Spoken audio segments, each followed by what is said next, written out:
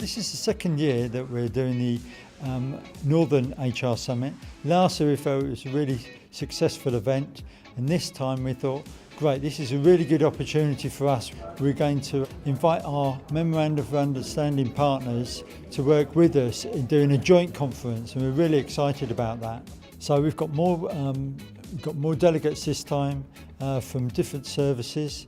And what's beneficial about that is the fact that everybody has a different kind of experience in terms of how their organisations operate, and so that really helps them work together and get a different perspective in terms of how their organisations are dealing with often common themes, whether it's health and well-being, whether it's austerity, whether it's leadership challenges. And I think cross-fertilisation of those experiences could be a really powerful thing and help stimulate more of these kinds of events.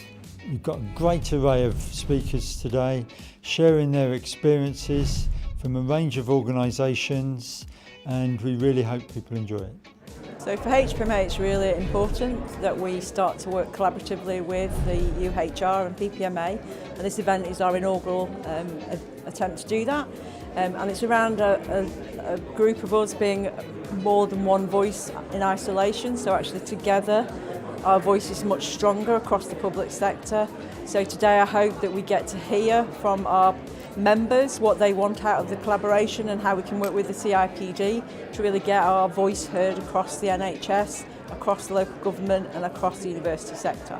For UHR, this event is really important because it's our first opportunity to collaborate with our partners in health and across the public services in a city that has a lot of hospitals and universities and local government. And so this is a really good opportunity for HR professionals to share their experiences, to learn together, to see what's transferable between the sectors, and to work with the CIPD as well. So it's a great event, and Leeds is an excellent city in which to be. A joint event like this is so important because all four professional bodies are here in the same place in the north, talking about the big people and workplace issues that we're all trying to tackle. So that's one of the reasons. And secondly, the other reason is because CIPD really wants to reach out to its members, to its communities, and really understand what's going on in the profession. So it gives us an opportunity to talk about our work around the profession for the future and hear about the insights on the ground and listen to our members and customers. Today is World Mental Health Day, which makes it a really special day to be having this conference, because a lot of the challenges that organisations face now are around the mental health of their staff, whether it's things that, whether it's pressures that staff are feeling at home, or whether it's a lot of the changes that's still going on in the public sector because of austerity that's affecting staff's work and affecting staff, potentially affecting staff's mental health. It's really important we're together today on World Mental Health Day to talk about how we can address some of those issues as well, many of which are common across public sector employers.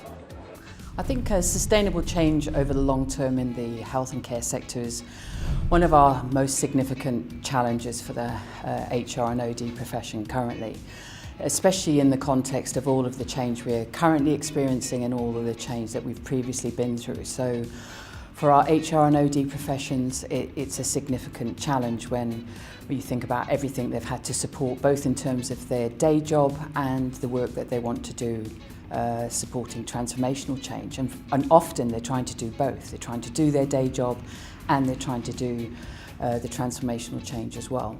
So I think the first and most important thing is to make sure that they are thinking about the capacity and the capabilities that they need to support the change, and making sure that's in the right place, and that they get the right sponsorship for that as well. So then we all need, and it's not they, because we're all doing this together and we're doing that in partnership, and it's remembering that as well. So I think the support and the sponsorship for the change that needs to take place, ensuring we've got the right partnerships and the right alliances so you can have the right conversations to make that change happen with a purpose for the place that you're working in.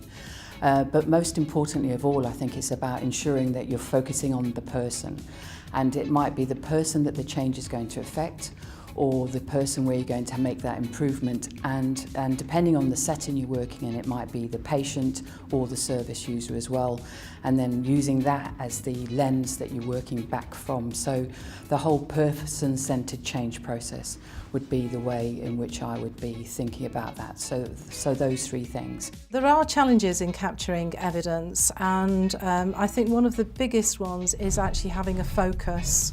If you speak to the right stakeholders, then you can get an idea of what that focus should be. The second one is making sure that focus is actually aligned with what the organisation needs at that moment as well. And I think the third thing would be probably that people get scared of capturing data. And I'm a bit of a maths geek, and so it's never scared me, but I appreciate that people do worry about it, and it's worrying about how they're going to analyse it. And so one of the problems is that people will gather lots and lots of evidence rather than focusing in on it.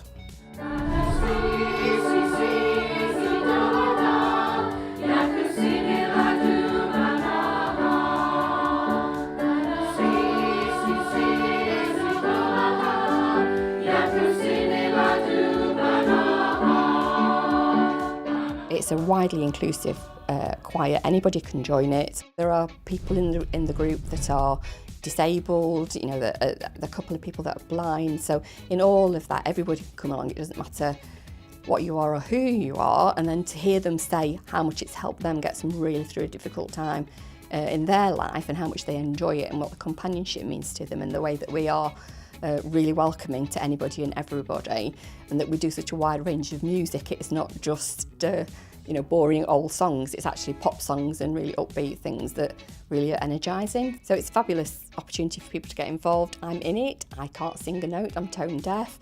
You don't have any kind of test to see whether you can or can't sing, and it's great. I was here delivering a workshop around a piece of research that PPMA and MHR have done.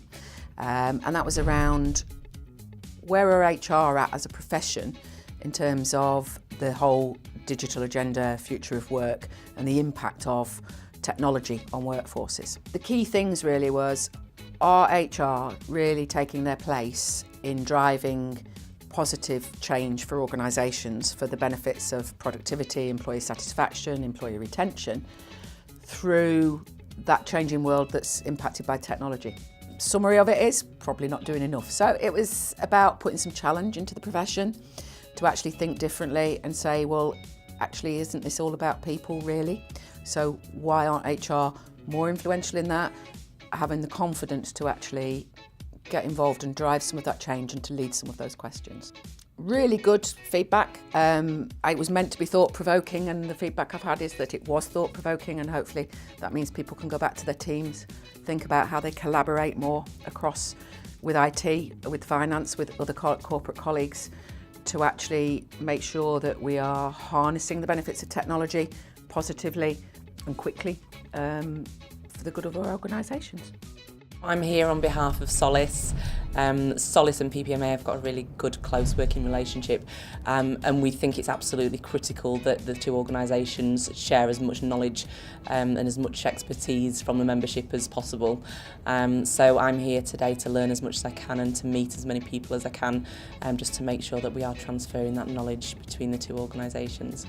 This particular event's been really useful because it's given us a spread across other sectors where we're trying to break into, so in terms of universities and health. So it's given us some real good sort of initial contacts with some key decision makers in those sectors as well. I think it's been a fantastic event, and I think if anybody is considering coming and sponsoring, I'd thoroughly recommend it. We've achieved so much out of what is in effect one day. We've had a lot of people come to the stand, have really good, sensible, meaningful conversations, made some new friends, and we've had a lot of fun as well. It's my first time here at the PPMA, and I have to say I've really enjoyed it so far. I think for me it's about meeting like-minded HR professionals in a really sort of lovely, relaxing kind of environment, and thinking the networking is so important.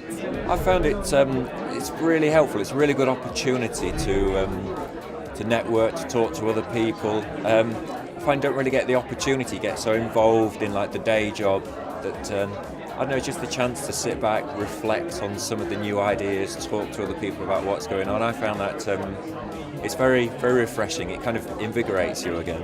We've just launched some of our research. We were able to share that with the whole session, which was really good. It's good to do the regional events because certainly from our perspective we see that the different regions have different issues around well-being and absence management, so you get to talk to them more specifically about the stuff that's important to them.